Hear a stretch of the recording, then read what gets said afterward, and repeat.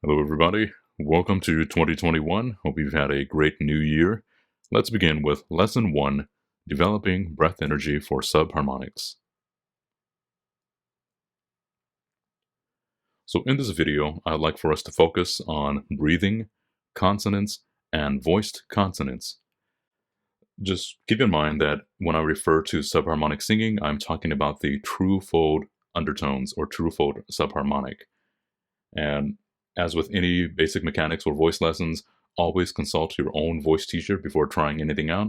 Once again, if you are exploring like I am, feel free to explore the basics and go from there and make your own conclusions. Do not take my word for anything. Sometimes what I say works for you, sometimes it doesn't. So just explore and be free with the voice. And if it feels limiting in any way, then don't do it. But if you feel so inclined, if you feel some freedom or some understanding through some of these lessons that I give you, great, continue on with them. But always, once again, consult a voice teacher. So the idea of subharmonic is essentially singing a note that's up the octave and emulating those overtones to create that lower pitch or that lower octave. And sometimes it's an octave, sometimes it's more than an octave. And so subharmonic, if you haven't checked out the other videos, please feel free to do that at this time and come back, or watch those videos and then watch this one afterward.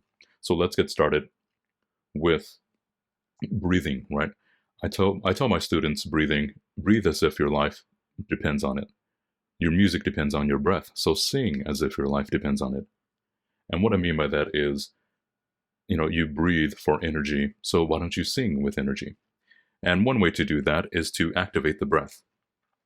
So with me, if you can find a straw, go ahead and get a straw. And I'd like for you to breathe in through that straw. So there's a couple of things we'll do. First, we'll do breathing in with the straw, breathe in with the straw and the nose, and then remove the straw and breathe in normally. So with me, with the straw.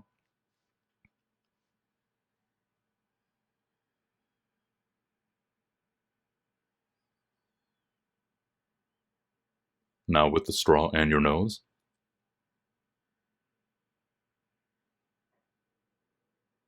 See how much quicker that is when you breathe in using your entire opening, as opposed to just breathing in through your nose to warm the breath. I like to use my entire body to breathe in this case. So this time, remove the straw and breathe in naturally.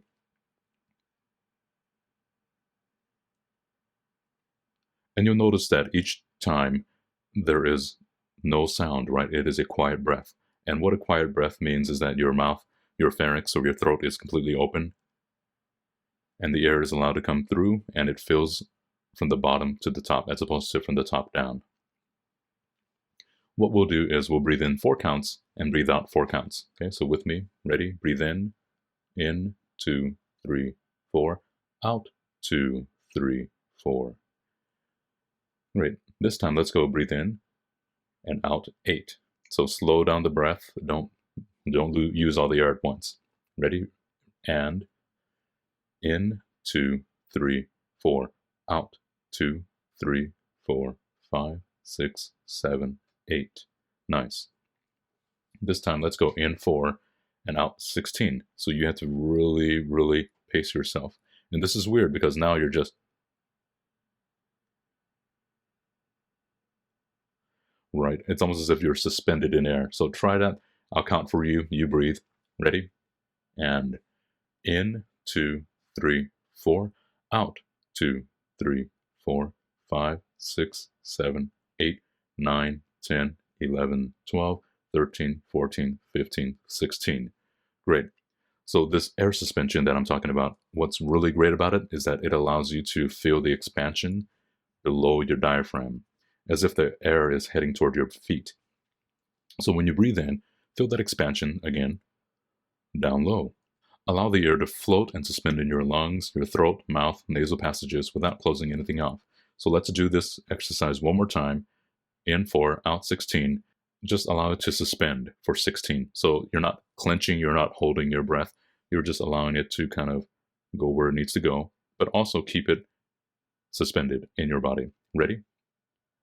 Breathe, 2, ready, go. 1, 2, 3, 4, 5, 6, 7, 8, 9, 10, 11, 12, 13, 14, 15, 16. Great, now this air suspension is going to be vital for us because we're going to be working on consonants that will allow us to really feel that suspension and that energy down low. So release when comfortable and obviously repeat as necessary. Moving on to consonants. H, F, K, and S. I love using these because the letter H brings your vocal folds together, right? Or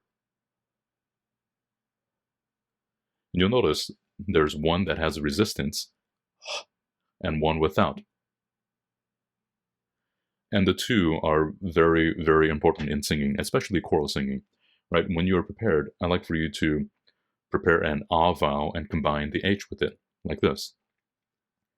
Ha, ha, ha. And do different pitches just to kind of feel where they go. Ha, ha, ha.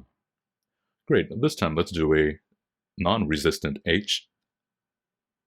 Ha, ha, ha, ha, ha, ha, ha. Notice how you can catch the tail end of it, right? Because of the microphone. In a choral setting, you probably won't hear it at all. But this really allows us to activate the vocal folds so that they don't crash together whenever we use glottals, right? So if your choir teacher asks you to start with a silent H, this is what they're talking about, a non-resistant H.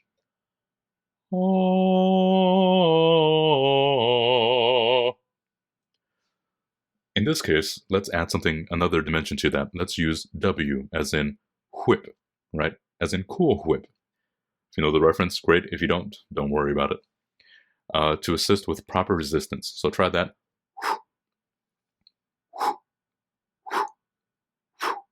Notice how there's energy down low, right below your diaphragm almost.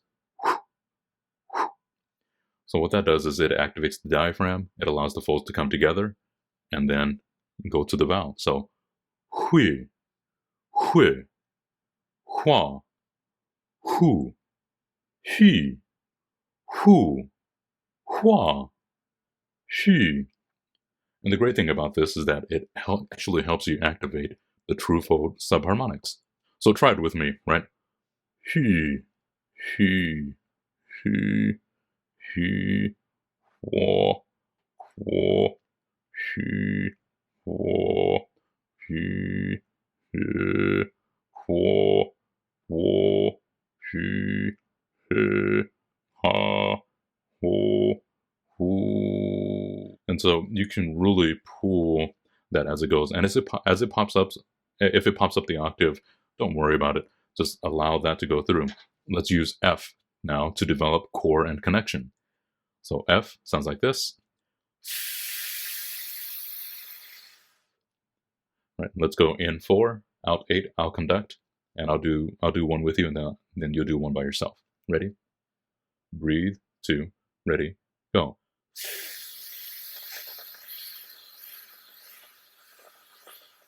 Great. By yourself, and in, 2, ready, go. Out, 2, 3, 4, 5, 6, 7, 8. Awesome. This time let's go in 4, out 8 on the F staccato. Staccato sounds like this. So I'll do it with you first time, second time on your own. Ready? Breathe, 2, ready, go.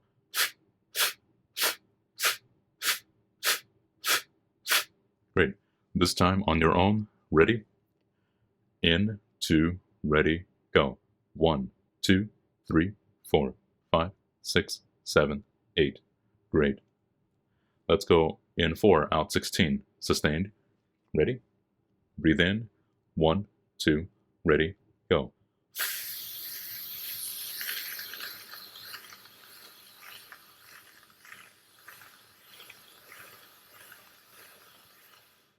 Great, and you should feel that resistance, right? So allow the F right here that happens in your mouth. Allow that to really just pull through. So don't waste all your energy, but sustain the energy all the way through. This time by yourself, ready?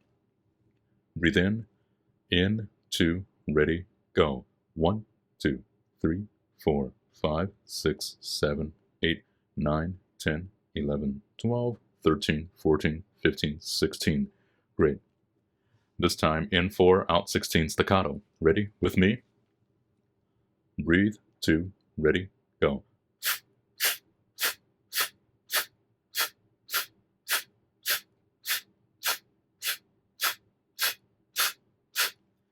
Great. This time on your own, ready? Breathe in. 1, 2, ready, go. 1, 2, 3, 4, 5, 6, 7, 8, 9, 10, 11, 12, 13, 14, 15, 16. Great. Let's use the letter K to develop connection and staccato, right? Really adding to that staccato energy. In 4, out 8 on the letter K sounds like this. Ready? With me. Breathe in, 2, ready, go.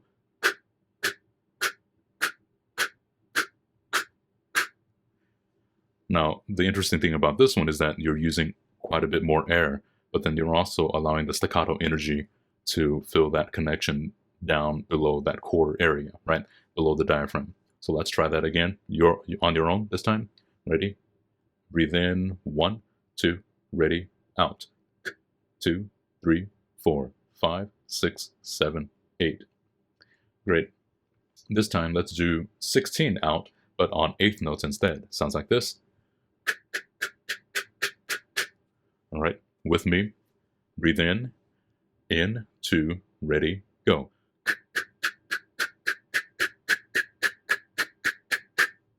Great. By yourself now. Ready? Breathe in, 2, ready, go. 1, 2, 3, 4, 5, 6, 7, 8. Right, 8 counts. That'll give you 16. Let's move on to the letter S. The letter S allows us to develop connection and develop that legato sound. So in for 4 counts, out for 8 counts. Sounds like this. Ready? Breathe in, 2, ready, go.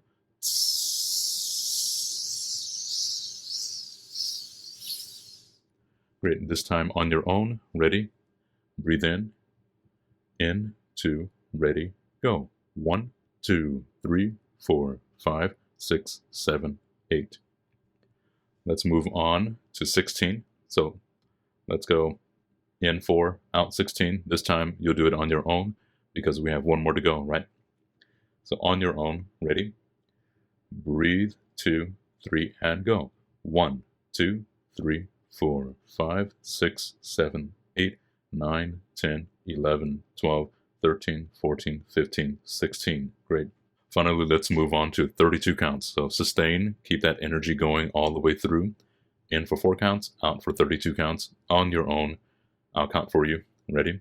Breathe in, 2, ready, go. 1, 2, 3, 4, 5, 6, 7, 8, 9, 10, 11, 12, 13, 14, 15, 16, 17, 18, 19, 20, 21, 22, 23, 24, 25, 26, 27, 28, 29, 30, 31, 32.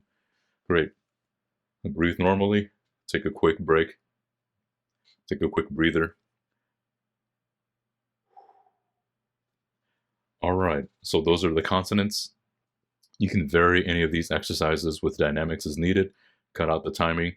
The idea is to use them at the very beginning. You can take as much time as you need or as little time as you need for this. The idea is to just make sure you are activating the breath and connecting to the core energy that you have below the diaphragm.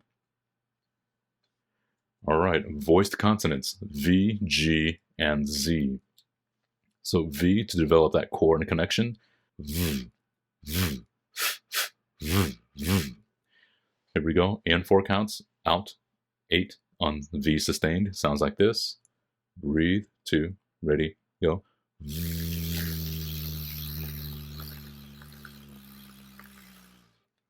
Right, and choose any note you want.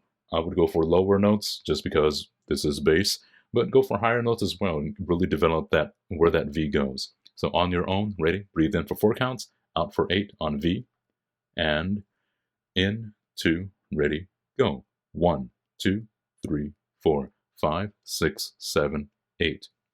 Great. Let's do in 4, out 16, V sustained. So on your own, ready? Breathe in, 1, 2, ready, and go. 1, 2, 3, 4, 5, 6, 7, 8, 9, 10, 11, 12, 13, 14, 15, 16. Great. Let's use the letter G to develop that connection and staccato. So the letter G, G, G, G, G, G, G, G, G. So change the pitch, change the dynamics, do what you need to do. Let's do one together and one by yourself. Ready? Breathing in, 2, ready, go. G, G, G, G, G, G, G, G. Out 16 on the letter G, but using eighth notes. So G, G, G, G, G, G, G, G, G. Change the pitch, change the dynamics as you need. Go ahead and do it by yourself. Breathe in, and in, 2, ready, go. 1 and 2 and 3 and 4 and 5, 6, and 7, 8. Let's use the letter Z now to develop connection and legato. So Z is a voiced S. Z. So in 4, out 8. Sounds like this. Ready? Breathe in. 1, 2, 3, and go. Z. Once again, use most of your range. Use dynamics as necessary. Let's do in 4, out 16. This time, do it on your own. Breathe in. Ready? In, 2, ready, go. 1, 2, 3, 4, 5, 6, 7, 8, 9, 10, 11, 12, 13, 14, 15, 16. Great. One more time on your own. Breathe. 1, 2, ready, go. 1, 2, 3, 4, 5, 6, 7, 8, 9, 10, 11, 12, 13, 14, 15, 16, 17, 18, 19, 20, 21, 22, 23, 24, 25, 26, 27, 29, 30, 31, 32. Great. Take a breather, get that breath in again. So what we're doing is we're going from consonants to voice, adding our voice into it.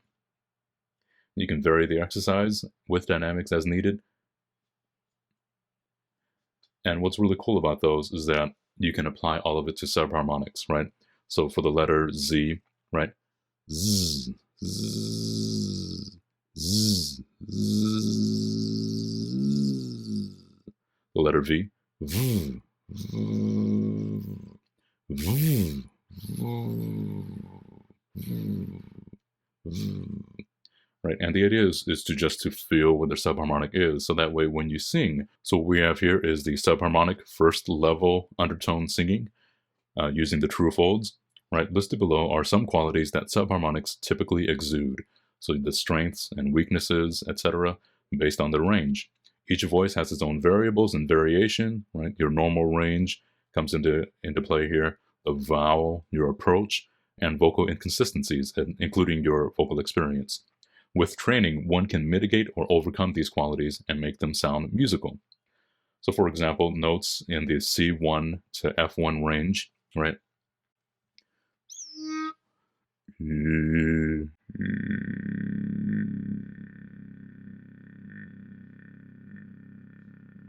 So notes in that range, they're usually quiet or post-like. In the G1 to C2 area, this area is typically powerful, smooth, and can get quite heavy. Usually in this area, you can imitate your favorite octavists. The upper harmonics, you can imitate that kind of a sound. You probably don't have the same fundamental, but you can definitely have that powerful sound as well in this area. Moving on to the bright and throaty area, which is very hard to control, the D2 to G2 area.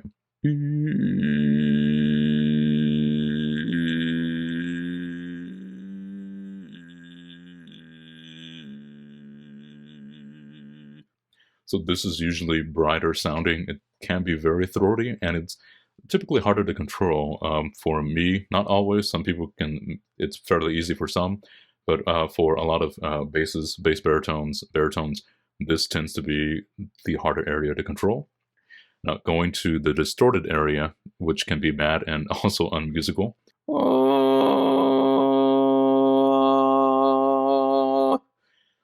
So there you have it. These are your first level subharmonics. So thank you for your time for today. I really appreciate it.